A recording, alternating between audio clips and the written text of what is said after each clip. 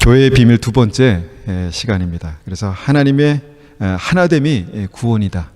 하나됨이 구원이다라는 그 말씀을 함께 나누기 원합니다. 우리의 믿음은 예수님을 내 구주로 영접한 이후에 시작됩니다. 그렇지만 그 예수님을 영접한 이후에 예수님께서 우리 안에 굉장히 중요한 일들을 하십니다. 내가 예수님을 영접하면 그냥 예수님은 우리의 삶 속에 그냥 다 이렇게 앉아 계시는 게 아니라 우리 안에 계셔서 중요한 일들을, 생명을 살리고 회복하시고 천국 가게 하시는 그 중요한 일들을 하십니다. 그래서 우리가 예수님을 영접한 이후에 주님께서 우리에게 주시는 그런 은혜가 뭐냐면 바로 지난주에 말씀드렸던 이 교회입니다. 하나됨, 그리스도의 몸입니다.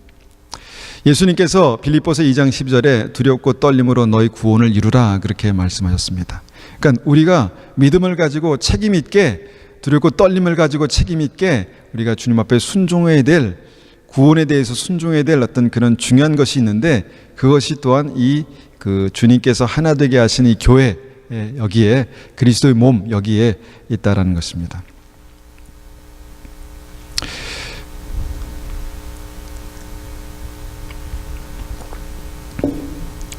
제가 서론을 잘못 시작해가지고 지금 제가 조금 당황하고 있습니다. 주의 성령께서 우리에게 말씀하실 줄을 믿습니다.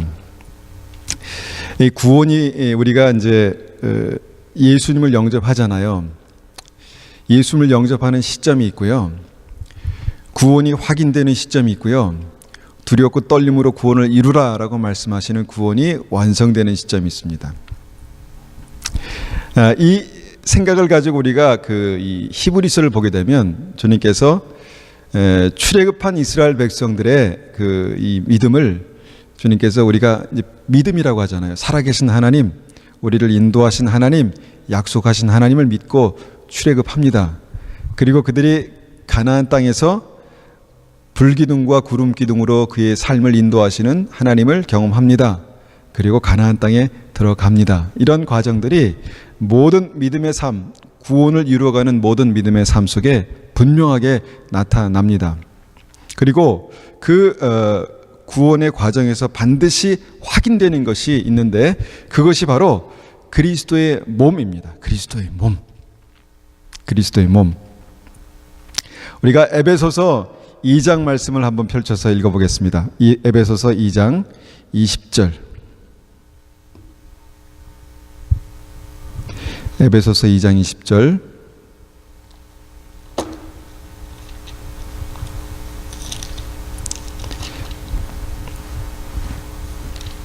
자, 에베소서 2장 20절 말씀을 한번 제가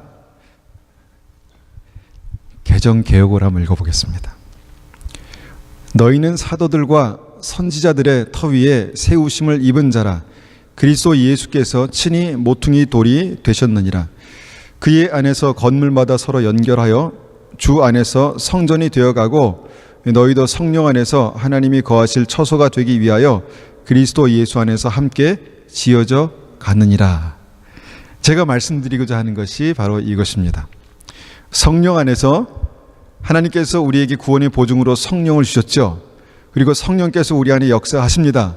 성령 안에서 하나님이 거하실 처소가 되기 위해서 그리스도 예수 안에서 함께 지어져 가는 것이 구원입니다. 어떻게 생각하십니까? 제가 이 말씀을 잘 요약했습니까? 성령 안에서 하나님이 거하실 처소가 지금 되어가는 것입니다.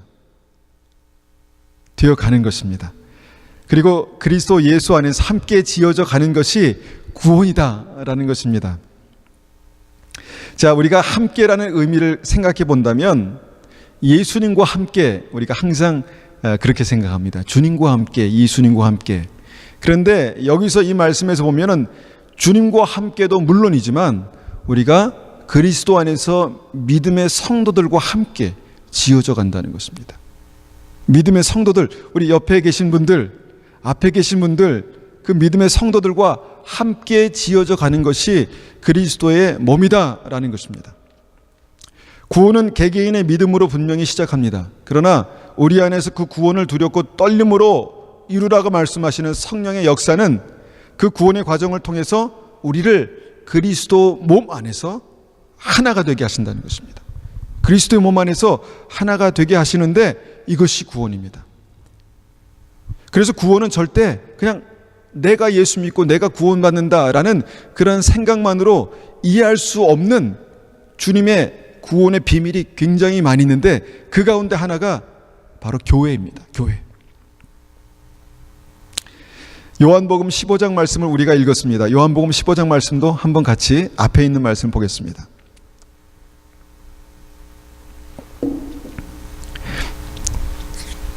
내 안에 거하라 나도 너희 안에 거하리라. 가지가 포도나무에 붙어있지 아니하면 스스로 열매를 맺을 수 없음같이 너희도 내 안에 있지 아니하면 그러하리라. 나는 포도나무요 너희는 가지라.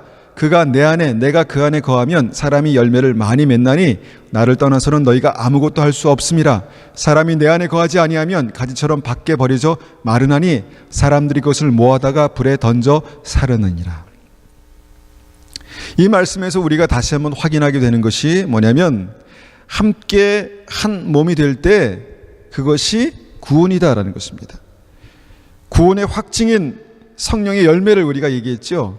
몸 안에서 우리가 한 몸이 될 때 그 가지에서 성령의 열매가 맺힌다는 것입니다. 한 몸이 되지 않으면 밖에 버려져 말라지나니 라고 말씀합니다. 나중에 모아다가 불에 던져 사르느니라 라고 말씀하십니다. 한 몸이 되는 것이 굉장히 중요하다는 것이죠. 베드로전서 2장 말씀도 우리가 보았습니다. 베드로전서 2장 5절 말씀입니다. 너희도 산돌같이 신령한 집으로 세워지고 예수 그리스도로 말미암아 하나님이 기쁘게 받으실 신령한 제사를 드릴 거룩한 제사장이 될지니라.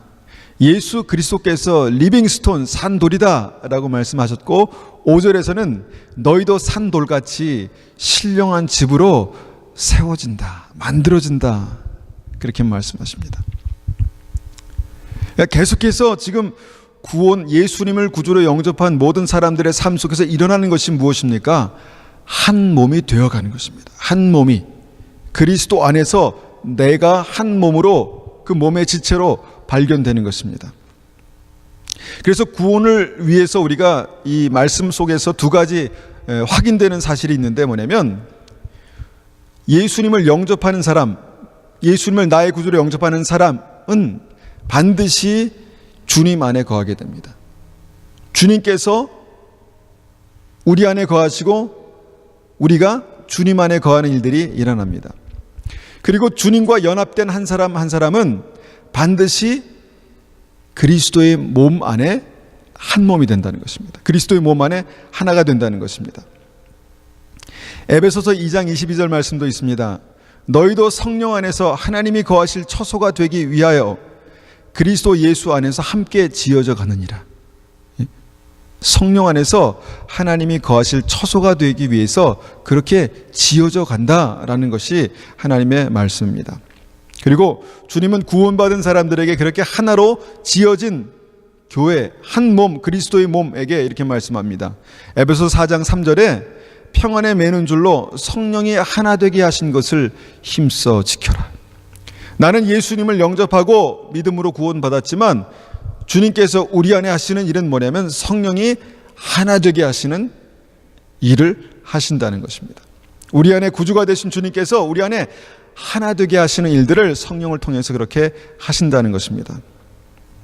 그래서 구원 이후에 반드시 성령께서 하나 되게 하시는 일, 그리스도의 몸 안에서 우리가 하나가 되는 일, 그 일들을 주님께서 반드시 하신다라는 것입니다. 그 일이 일어나지 않으면 어떻게 되겠습니까? 그 일이 일어나지 않으면 어떻게 되겠습니까? 뭔가 구원의 과정들이 두렵고 떨림으로 이루어지지 않는 것입니다. 내가 그리스도의 몸 안에서 하나인가? 그런 질문을 한번 해보겠습니다. 내가 그리스도의 몸 안에서 하나인가? 우리 한 분 한 분이 그리스도의 몸 안에 하나이십니까? 네. 아멘 하셔야죠. 믿음으로 아멘 하셔야죠. 네. 네, 감사합니다. 감사합니다. 믿음으로 아멘 하셔야 됩니다. 그런데 그것이 우리의 삶 속에 경험되는 것이 필요합니다. 내가 그리스도의 몸 안에서 하나로 경험되는 것이 필요합니다.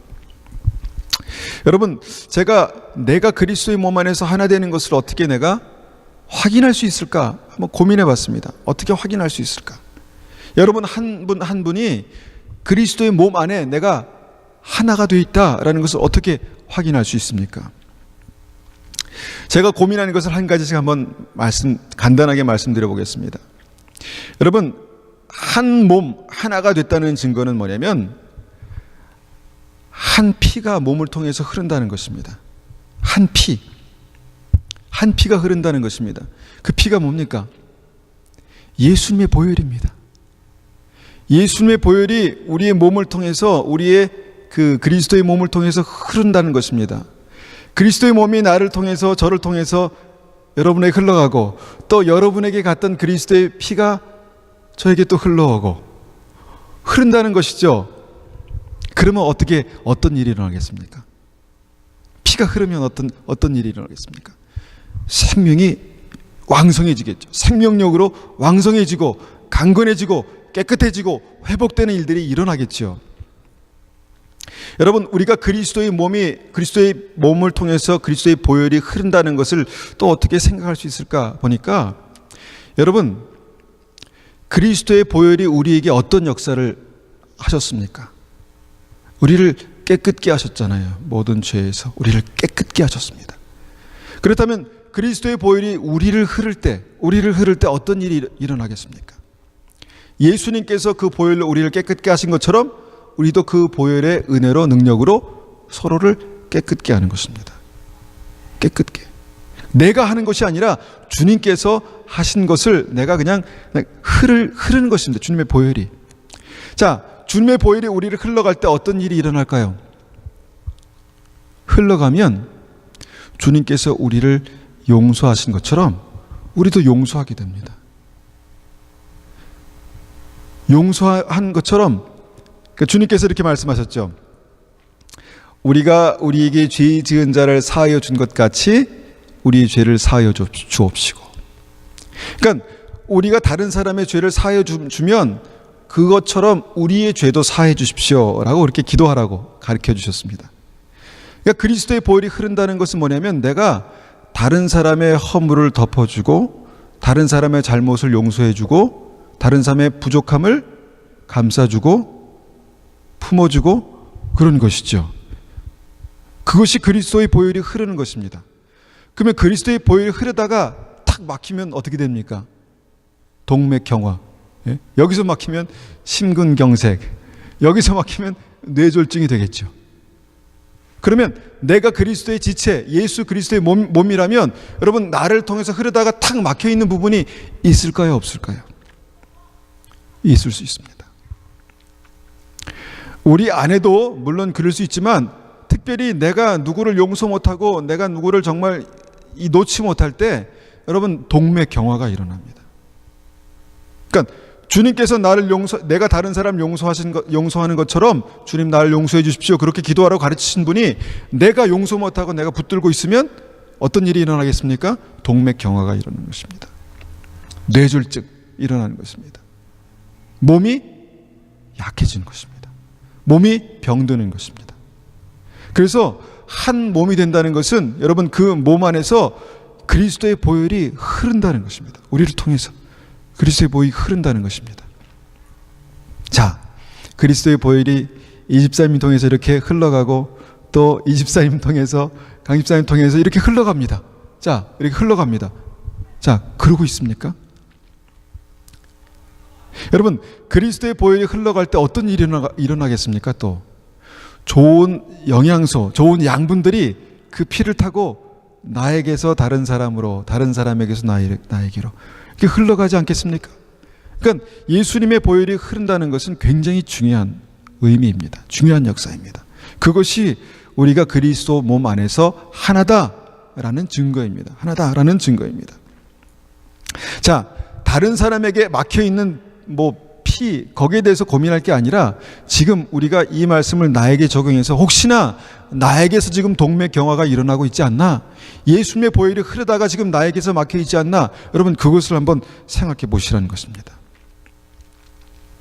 나에게서 막혀 있다는 어떤 그것은 그래도 은혜입니다. 내가 그리스도의 몸 안에서 하나가 되고 있구나라는 것이 나에게 은혜입니다. 여러분, 피가 흐를 때 생명이 흐르고, 피가 흐를 때 주님께서 회복하시고, 그 피가 흐를 때 그 몸이 자라는 것입니다. 갑자기 피가 흐르니까 마이크가 뚫리네요. 자라는 것입니다. 두 번째, 하나가 되는 증거가 무엇입니까? 라고 주님 앞에 기도했을 때 주님께서 늘 제가 나누었던 것 중에 같은 DNA를 갖게 된다는 것입니다. 같은 DNA. 여러분, 유전정보 DNA, 이것에 대해서 많은 연구가 있지 않습니까? 어떻게 그렇게 너는 아빠를 꼭 빼닮았니? 노력하지 않아도 아빠를 닮는 것입니다. 부모님을 닮는 것이죠. 그것이 DNA인데, 여러분, 주님의 보혈이 흐른다는 것은 주님과 같은 DNA를 갖게 된다는 것입니다. 그렇잖아요. 주님과 같은 DNA를 갖게 된다는 것입니다. 다시 말하면 여러분, 저를 봤을 때 제 안에서 주님의 DNA가 어떻게 주님을 그리 닮았을까 확인되는 것이 믿음입니다. 그렇잖아요. 우리가 서로를 봤을 때 여러분, 물론 믿음의 어떤 성숙도에 따라서 여러 가지 다를 수 있습니다. 그렇지만 정말 한 가지는 그 아빠나 엄마를 닮아야 되지 않겠습니까? 한 가지는 우리 아버지 하나님을 닮아야 되지 않겠습니까? 여러분, 같은 DNA, 혈액이 같이 흐른다는 것은 같은 DNA를 공유한다는 것입니다. 닮아간다는 것입니다. 닮아간다. 여러분, DNA가 같은데, 여러분, 갑자기 DNA가 같은데 갑자기 뭐 아이를 낳는데 원숭이가 나온다, 이렇지는 않잖아요. 같은 DNA가 전이가 돼서 반드시 나를 닮은 이쁜 딸이나 이쁜 아들이 나온다는 것이죠. 여러분, 예수님을 닮는다는 것, 하나님을 닮는다는 것은 이 하나 된다는 것입니다. 하나가 된다는, 같은 DNA를 갖는다는 것입니다. 여러분, 제가 저에게도 도전되는 이런 말씀을 제가 전했습니다. 어떤 분을 봤을 때 그분을 통해서 하나님을 볼 수 없으면 그분의 믿음은 없거나 아주 연약하거나 둘 중에 하나입니다. 물론 믿음 안에서 계속해서 자라가면서 그분을 통해서 하나님을 만날 수 있어야 되겠죠. 궁극적으로는 두렵고 떨림으로 구원을 이루어가는 게 이제 그런 것입니다. 그렇게 돼야 되겠죠. 그러면 우리 아이들이 DNA만 가지고 있는 것이 아니라 부모님을 통해서 배웁니다. 그죠? 하원이를 보니까 그 두 분이 이제 일찍 오셔서 막 이 찬양 세팅을 도와주시거든요. 그러니까 어느새 막 마이크 줄을 막 감더니 얘가 꽂고, 그러니까 닮아가는 것입니다. 닮아가는 것입니다. 여러분, 주님의 DNA가 우리에게 있습니까? 아버지 하나님의 DNA를 우리가 공유하고 있습니까? 이것이 내가 한 몸인 증거입니다. 주님은 그 DNA를 이렇게 말씀하십니다. 하나님은 사랑이시라. 어떻게 내가 주님의 DNA, 그 복잡한 걸 다 가질 수 있을까? 그냥 단순합니다. 하나님은 사랑이시라고 말씀하셨기 때문에 그 안에서 하나님의 사랑을 볼 수 있으면 하나님의 DNA를 가지고 있는 것입니다. 그런데 그 안에서 하나님의 사랑은 이만큼도 볼 수 없다면 두렵고 떨림으로 주님 앞에 나아가야 되는 것이죠. 예? 여러분, 하나님의 DNA 가장 핵심적인 것은 사랑입니다. 사랑과 희락과 화평과 오래 참음, 멀리 가지 말고 우리 한 세 가지만, 사랑과 희락과 화평입니다. 그 사랑으로 기뻐하고 그 사랑으로 화평케 되는 것이 주님의 DNA를 우리가 소유하는 것입니다. 갖는 것입니다. 주님께서 내가 믿음을 가지고 있었다고 생각했는데 불법을 행하는 자들아 나에게서 떠나가라, 내가 너희를 도무지 알지 못한다. 이 불법이 뭐냐면 주님의 DNA가 아닌 것입니다. 사랑하는 것과 반대되는 것이 불법입니다. 사랑과 희락과 화평, 사랑과 반대되는 것이 뭡니까? 미워하고 증오하고 희락, 기쁨, 이게 아니라 화평이 아니라 분쟁.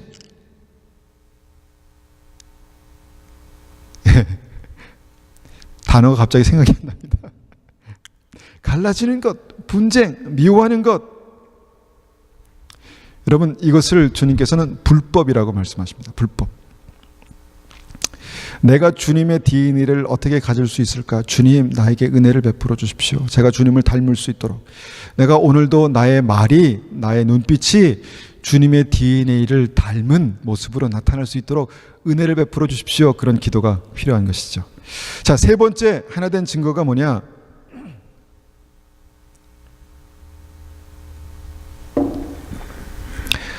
하나됨은요, 하나가 되면 그 안에 소통이 일어납니다. 소통. 이 말은 뭐 그렇게 크게 뭐 엄청난 게 아니라 그냥 아프면 그 아픔이 공유된다는 것입니다. 그게 한 몸입니다. 우리가 서로의 아픔을 어떻게 공유할 수 있습니까? 주님의 마음을 품고 있으면 그 아픔이 공유됩니다. 아프다, 힘드시겠다, 얼마나 어려울까. 주님의 마음이 공유되는 것이죠. 그런데 주님의 마음을 갖지 않으면 절대로 그 아픔은 공유되지 않습니다. 그러니까 DNA가 다른 것이죠. 그런데 우리가 같은 DNA를 가지고 한 몸이 되면 그 아픔이 공유되는 것입니다. 기도하게 되고 또 위로하게 되고 조심하게 되고 그렇게 되는 것이죠. 한 몸이 된 증거는 그렇게 이 소통이 일어난다는 것입니다. 아픔뿐만 아니라 여러분, 기쁨도 마찬가지입니다. 기쁨도 같이 기뻐해주고 같이 즐거워해주고 같이 행복해주고 소통이 일어난다는 것이죠. 여러분, 이 시대가 여러분 이 소통을 점점 잃어가고 있습니다. 왜냐하면 소통하는 게 좀 귀찮습니다. 싫습니다. 나의 아픔을 공유하는 게 별로 이렇게 달갑지 않습니다. 내 아픔을 공유했더니 다시 아픔으로 오더라. 뭐 이런 간증들도 많이 하십니다. 그러니까 그 안에서 점점점 스스로 이렇게 숨게 되는 것이죠. 스스로 숨게 되는 것입니다. 그래서 이렇게 많은 사람들이 모인 교회를 좋아하는 이유도 거기 숨을 수 있으니까. 조용히 예배만 드리고 오면 되니까. 그러면서 계속해서 몸과 몸 안에 하나가 되는 그 믿음에 대해서 점점 이렇게 포기하고 점점 뒤로 물러서는 일들이 일어나게 되는 것이죠. 여러분, 조용히 숨어 지내는 신앙은요 위험합니다. 위험한 것입니다. 지금 이렇게 말씀드릴 때 아멘 하고 이렇게 막 그렇게 저는 너무너무 좋아합니다. 그렇게 그냥 있는 모습 그대로를 드러내시는 게 얼마나 감사한지 모르겠습니다. 감사합니다. 그 좋은 에너지가 막 저에게 막 전달되는 거예요. 그래서 너무 감사합니다. 제가 여기다 좀 이렇게 썼는데 너무 심하게 쓰지 않았나 생각이 들어서 제가 이걸 읽을까 말까 고민이 되는데, 이것은 그러니까 제가 이렇게 되지 말아야 되겠다라고 생각하면서 여기 쓴 것입니다. 그러니까 이해하시고 들으십시오. 조용히 숨어서 양분만 빨아먹는 신앙이 있습니다. 그러니까 내 은혜만 내가 챙기겠다. 조용히 숨어서 양분만 빨아먹는 신앙이 있다는 것입니다. 여기는 없습니다. 근데 그런 믿음은 가지면 안 되겠다라고 생각했습니다. 제가 최근에 어떤 기사를 보다가 이제 기생충에 대해서 좀 이렇게 생각하게 됐는데, 기생충이 뭐냐면, 이런 설교하면 꼭 내가 기생충이란 말 이렇게 생각하는 분들이 계시는데 아닙니다. 그렇지만 여러분, 이 시대에는 그냥 조용히 숨어서 내가 필요한 양분만 먹겠다라고 생각하시는 분들이 있다는 것입니다. 그것이 위험한 신앙이다라는 것을 제가 말씀드리기 위해서 이 예를 쓴 것입니다. 조용히 지내면서 그냥 이 믿음 생활 한다는 게 또 어떻게도 나타나냐면, 몸이 죽든 살든 아무 관심이 없습니다. 여러분, 제가 지금 이제 몸을 건강하기 위해서 열심히 운동을 하다가 손목을 좀 이제 다쳤는데 늘 여기에 이걸 신경 씁니다. 야, 내 몸을 건강하게 하다가 정말 이렇게 아픈 손목, 뭐 이렇게 복잡하게 생각하지 않더라도 몸의 일부기 때문에 늘 여기를 생각하고 참 아프고 이걸 어떻게 회복할 수 있을까 고민하고 그렇게 이제 하는 것이죠. 그런데 손목의 입장에서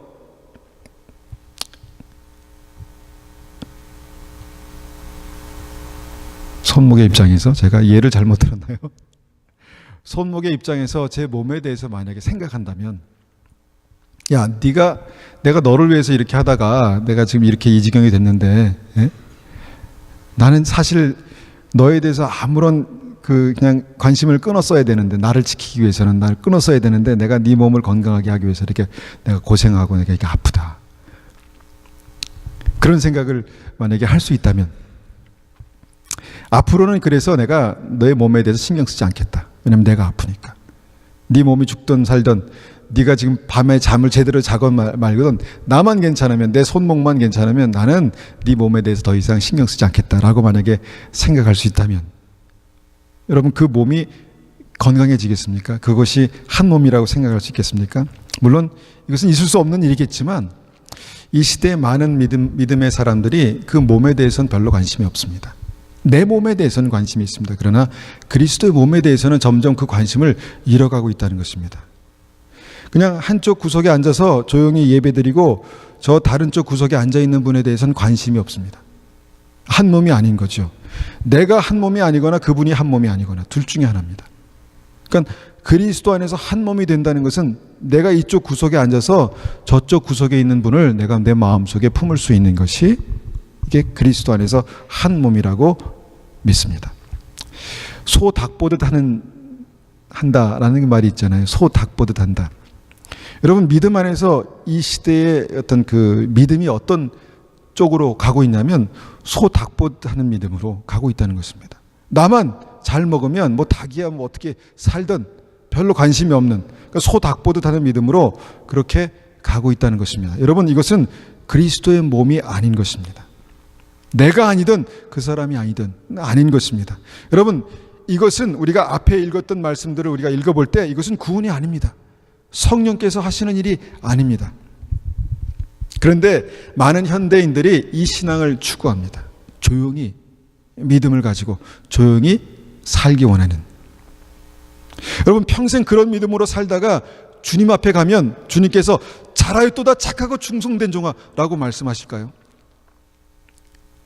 너 열심히 너를 위해 살다가 네 한 목숨 그렇게 잘 지키고 왔구나라고 말씀하시는 주님께서 잘하고 잘하였다 착하고 충성된 종아 그렇게 말씀하실 것 같지는 않습니다.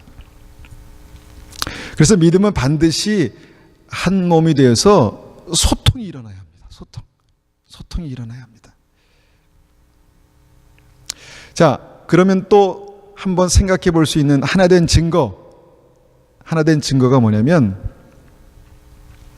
여러분, 눈이 만약에 어떤 것을 보고 있다면 여러분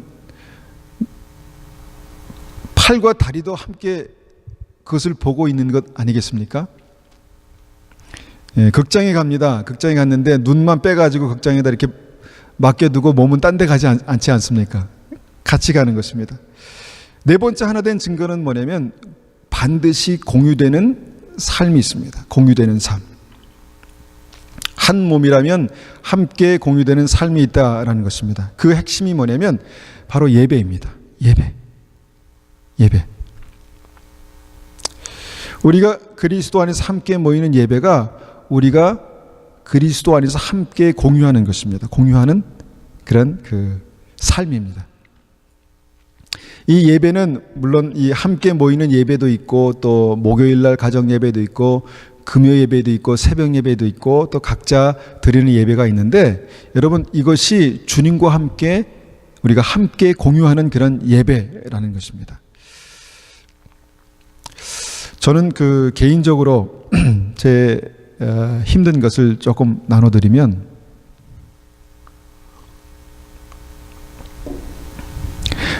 제가 작은 교회의 힘든 부분은 뭐냐면 모였을 때 저하고 집사람만 모인다는 겁니다. 어떨 때는 그런 적이 있었습니다. 모였을 때 저하고 집사람만 딱 이렇게 모여 있으면 얼마나 여러분 이 절망감이 있는지 아십니까? 절망감. 새벽 기도 때 이제 많이 그랬습니다. 왜냐면 물론 멀리 계시고 이렇게 계시니까 새벽에 기도하는 것이 중요하다 생각해서 하나님 앞에 나왔긴 나왔는데 어떨 때는 저하고 집사람만 앉아 있습니다. 그러면 이게 힘이 쭉 빠집니다. 첫 번째는 한 10분 정도는 힘이 쭉 빠지고 그 다음부터는 하나님 은혜를 베풀어 주십시오. 그렇게 이제 기도를 시작합니다. 그런데 최근에 또 집사님이 또 같이 조인하셔가지고 얼마나 큰 힘이 되는지를 모릅니다. 얼마나. 가정 예배도 그렇습니다. 열심히 준비합니다. 기도하면서 열심히 준비하는데 이제 많은 분들이 못 나오십니다. 못 나오시는데 한 분 한 분이 이렇게 안 오시면 제 마음속에 굉장히 크게 무거움이 있습니다. 무거움. 내가 지금 사역을 잘하고 있는 건가? 내가 지금 주님 앞에 순종하면서 이 믿음을 잘 지금 가지고 있는 건가? 그런 생각이 듭니다. 네. 지금 제가 앞서 예배드리기 전에 우리 강 집사님 어디 계셨냐 이렇게 여쭤보는 이유가 이게 그냥 한 자리가 아니라 그분이 함께 계심으로 말미암아 함께 이 공유되는 그 마음이 있습니다. 힘이 있습니다. 여러분 주님께서 모이기에 힘쓰라 말씀하셨잖아요. 모이기에 힘쓰라. 개인의 믿음이 충분하다면 개인이 주님 앞에 묵상하고 기도하고 그냥 하나님 앞에 나가는 것이 충분하다면 주님께서 모이기에 힘쓰라 성령께서 하나 되신 것을 힘써 지키라 이런 말씀 안 하셨겠죠. 여러분 우리가 함께 모여서 예배 드릴 때 제가 경험한 것은 뭐냐면 제가 개인적으로 기도할 때도 물론 하나님께서 은혜를 주시고 성령의 기름 부으심을 제가 느낍니다. 그런데 가장 성령의 기름 부으심을 제가 강하게 느끼는 때가 언제냐면 예배 드릴 때입니다. 예배 드릴 때. 왜 목요일 날 하나님의 말씀을 나눌 때 저에게 그냥 그 강한 성령의 기름 부으심과 임재가 느껴지는지 처음에는 잘 몰랐습니다. 뭔가 이 중요한 말씀을 전하고 있나? 네. 근데 하여튼 그랬습니다. 몇 분이 함께 모여서 금요일 날 같이 막 열심으로 기도했을 때 하나님의 성령께서 제 안에 아주 굉장히 큰 어떤 그 기름 부으심으로 역사하시는 것을 제가 경험합니다. 제가 이 밤 시간이 굉장히 힘든 사람이기 때문에 밤 시간에 어떤 모임을 한다는 건 저에게 굉장히 힘듭니다. 그래서 제 아내도 알겠지만 제가 금요일 날 이렇게 나와서 같이 예배드리는 그 시간이 저에게 무척 힘듭니다. 그런데 함께 기도하면요, 집사람도 모르고 저도 모르는 그 성령의 충만한 은혜가 있습니다. 그게 있더라고요. 우리가 주일날 이렇게 예배 드리잖아요. 그러면 제가 주님 앞에 기도합니다. 하나님 은혜를 베풀어 주십시오. 그러면 정말 너무 감사하게 성령의 기름 부으심과 은혜가 제 안에 부어지는 것을 경험합니다. 저만 그런지 모르겠습니다. 어떻습니까? 그렇습니까? 예배 가운데 성령의 충만함과 은혜가 느껴지십니까? 여러분, 그것이 주님께서 우리에게 공유하시기 원하시는 예배입니다. 예배. 나만 하나님 앞에 드리는 예배가 아니라 함께 공유하는 예배입니다. 함께.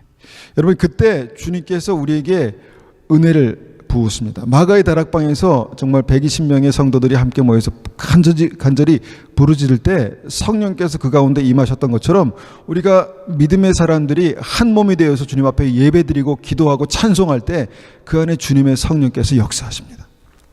주님의 성령께서 말씀하시고 주님의 성령께서 기름 부어주시고 슬기로운 5천회의 기름 부으심이 언제 예비될까? 저는 개인적으로 기도할 때 물론 기도하는 것이 중요하기 때문에 라고 생각하지만 여러분, 제가 살면서 느끼는 것은 함께 모여서 기도할 때 하나님께서 성령의 기름 부으심으로 우리에게 채우시는 것을 제가 경험합니다. 여러분, 결론적으로 그리스도의 몸이 교회로 하나 되는 것이 하나님의 구원의 역사입니다.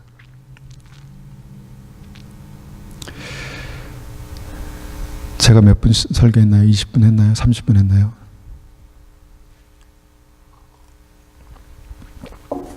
그러면 나머지 다 끝난 줄 아셨죠? 나머지 반쪽을 하겠습니다. 여러분, 그리스도의 몸이 하나로 되는 것, 그리스도의 몸이 하나가 되는 것이 구원이라고 말씀드렸는데, 그 하나 된 교회에게 주신 하나님의 약속들이 있습니다. 우리 간단하게 몇 가지만 짚고 넘어가겠습니다. 그 약속이 뭐냐면 베드로전서 2장 9절입니다. 베드로전서 2장 9절을 한번 제가 앞에 있는 말씀을 읽어보겠습니다.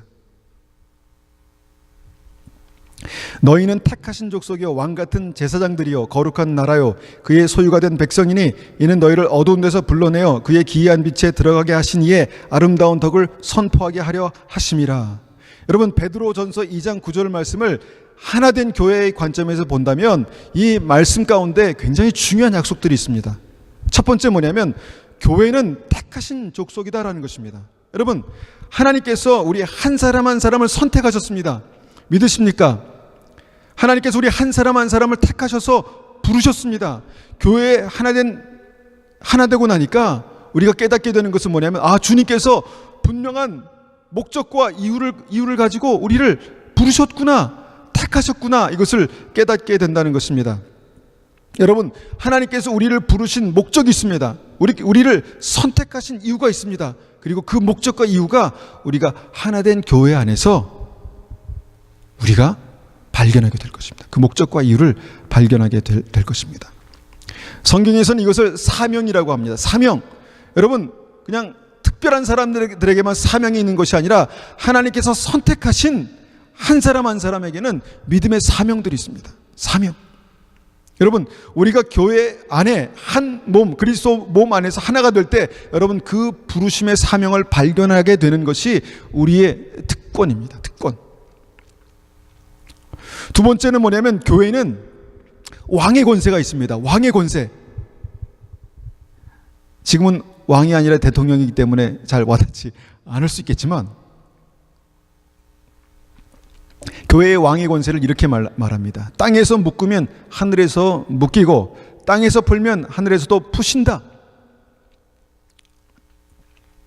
여러분, 이 권세를 누리게 하시는 곳이 교회입니다. 그리스도의 몸입니다. 무엇을 묶을 것인가, 무엇을 풀을 것인가, 여러분, 그것을 우리가 듣게 되는 곳이 교회입니다. 여러분, 그 복음서에 보면 정말 더러운 악한 사단의 역사, 귀신의 역사들이 많이 나옵니다. 주님께서 복음을 전하라고 말씀하시고 제자들에게 그 악한 귀신을 쫓아낼 권세를 주셨다, 그렇게 말씀하셨습니다. 여러분, 무엇을 묶어야 될까요? 무엇을 결박해야 될까요? 무엇을 결박해야 되겠습니까? 다른 사람의 마음, 다른 사람의 어떤 그것을 결박합니까? 아닙니다. 더러운 사단, 악한 사단의 역사를 결박하는 것입니다. 우리 안에 정말 어둠의 역사가 얼마나 많습니까? 우리 주변에 어둠의 역사가 얼마나 많습니까? 교회, 우리가 그리스도 몸 안에서 이것을 묶을 수 있는 권세를 우리에게 주셨다는 것입니다. 무엇을 풀 것입니까? 무엇을 풀 것입니까? 여러분, 제가 믿음 안에서 기도하다 보니까 모든 분들의 삶에는 사단의 묶임들이 있습니다. 사단의 묶임들이 벗어나지 못하는 생각들, 벗어나지 못하는 그 아픔들, 그 상처들, 그 관계들, 여러분, 그런 것들이 있습니다. 여러분, 우리가 교회로 하나가 될 때 주님께서 그것을 묶고 푸는 권세를 주셨다고 말씀하십니다. 주님께서 베드로에게 내가 천국 열쇠를 주겠다라고 말씀하셨습니다. 천국 열쇠. 여러분, 그것을 경험하는 곳이 그리스도의 몸인 교회입니다. 여러분, 이것들이 나에게 별로 와닿지 않을 수도 있습니다. 그런데 이전에 믿음을 가졌던 많은 신앙의 선배들, 정말 믿음이 좋은 분들을 보면 그리스도 안에서 이 권세를 누리며 살았던 사람들을 보게 됩니다. 믿음의 권세가 우리에게 있습니까? 믿음의 권세가 여러분, 우리 한 분 한 분에게 있습니까? 그리스도 안에서 한 몸 된 교회에게 주님께서 주신 믿음의 권세가 있습니다. 천국의 열쇠가 있고 묶고 푸는 권세가 있다라는 것입니다. 여러분, 세 번째, 교회는 이 제사장의 특권이 있습니다. 제사장.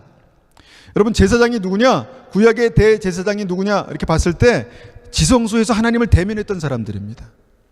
여러분, 우리는 자세히 이것을 가지고 나중에 설명하겠지만 여러분, 교회, 그리스도의 몸 하나 된 교회가 제사장입니다.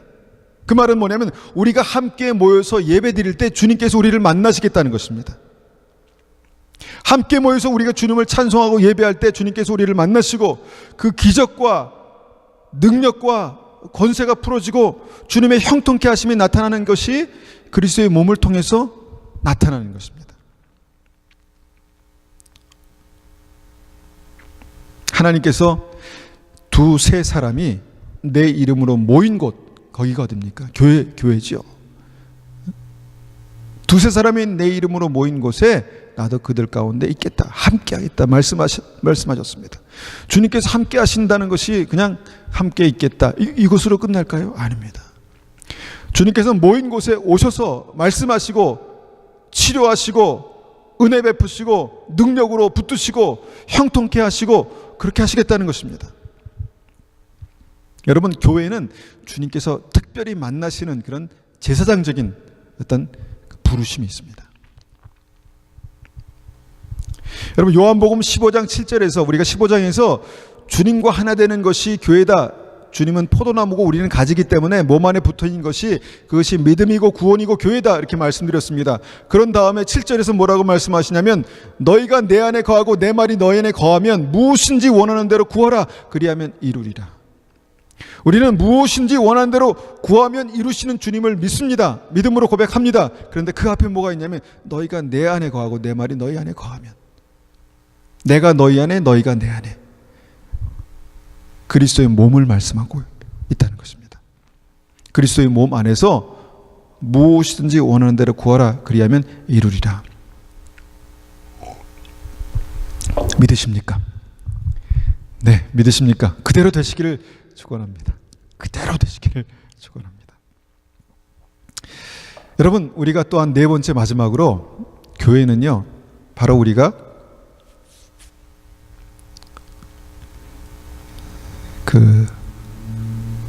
우리가 사모하는 하나님의 나라의 모형입니다. 좀 실망스러우시죠? 실망스러우시죠? 교회가 연약합니다. 교회가 부족합니다. 그렇기 때문에 우리는 교회에 대해서 많은 부정적인 생각들이 있는 것 같습니다. 여러분, 예수님을 영접하면 먼저 내가 우리의 심령 안에 하나님의 나라를 경험합니다. 그죠? 평강, 기쁨, 확신, 하나님의 나라를 경험합니다. 그런데 그 다음에 우리가 이 말씀의 순서에 따라서 보면은 그 다음에 성령께서 하나 되게 하신 그 교회 안에 하나님의 나라가 임한다는 것입니다. 이곳에서 우리는 하나님의 임재를 경험하고 하나님의 나라를 경험하는 것이 맞습니다. 이곳에서. 여러분, 이곳에서 하나님의 임재를 경험하고 하나님의 나라를 경험하지 못하는데 어떻게 밖에서 그것을 경험할 수 있겠습니까? 그렇지 않습니까? 여러분, 이곳에서 우리가 하나님의 나라를 경험해야 우리가 이 생을 마치고 주님 나라에 가서 주님의 나라를 경험하게 되는 것입니다. 우리 심령 안에서도 주님의 나라를 경험하지 못하고 이곳에서도 주님의 나라를 경험하지 못하면 여러분, 어떻게 하나님의 나라를 우리가 경험한다고 할 수 있겠습니까? 반드시 주님의 나라는 우리의 심령 안에서 먼저 우리의 삶 안에서 경험되고 또 앞으로 그렇게 경험되는 것입니다. 그래서 성경은 교회가 하나님의 나라라고 그렇게 말씀하십니다. 너희는 택하신 족속이요 왕같은 제사장이요 거룩한 나라라는 것입니다. 나라가 하나님의 나라. 지금 교회를 하나님의 나라라고 그렇게 말씀하신다는 것입니다. 여러분, 여기에 대해서는 굉장히 중요한 말씀들을 더 드릴 수 있지만 여러분, 이것만 기억하십시오. 교회가 하나님의 나라구나. 하나님의 통치와 하나님의 보호하심과 하나님의 주권과 그 백성들의 주권과 여러분, 이런 것들이 있는 하나님의 나라가 바로 교회다. 오늘은 그냥 하나하나를 짚어서 우리가 어떤 이 개념만을 그렇게 한번 붙드시기를 바랍니다. 첫 번째 뭘 말씀드렸냐면 우리가 그리스도 몸 안에 하나가 되는 것이 구원이다 말씀드렸습니다. 예수님을 영접하면 주님께서 우리를 그리스도의 몸 안에 하나가 되게 하신다. 이것이 구원입니다. 그죠? 그리고 그 하나된 교회는 여러분 하나님께서 주신 특별한 권세, 특별한 특권들이 있습니다. 제사장, 하나님의 나라, 왕의 권세, 여러분 이런 것들이 하나님께서 우리에게 주신 믿음의 권세들입니다. 하나님께서 그런 믿음의 권세를 우리의 삶 속에 그렇게 발견케 하시는 그런 은혜가 우리에게 있으시기를 축원합니다. 우리가 이 시간 한번 같이 기도하겠습니다.